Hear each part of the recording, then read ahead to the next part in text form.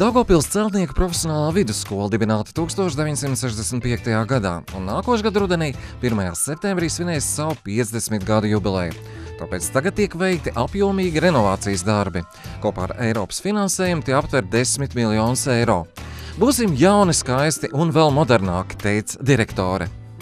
Mums ir 75% no visām programmām, kas sastāda tieši būvniecību.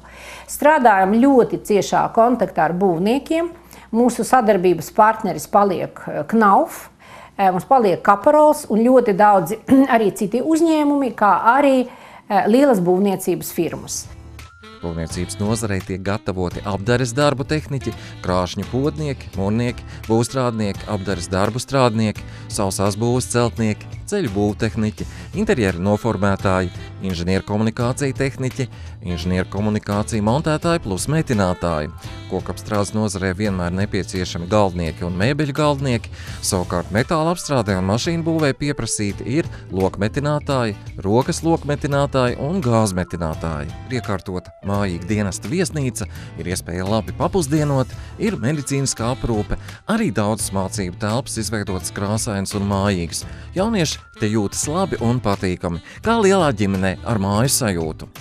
Lai skola būtu atbilstoša Eiropas Savienības līmenim, apmācībās tiek ieviestas modernās tehnoloģijas, un jau ar nākošo mācību gadu tiks atvērtas filiāles Dagdā un Ludzā. Aicinu visus gribētājus, kuram patīk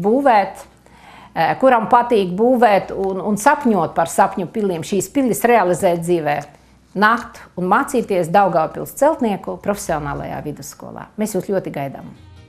Ar skolu var iepazīties un jau iesniegt dokumentus Daugavpilī, Jātnieku ielā 87. Nenokavējiet!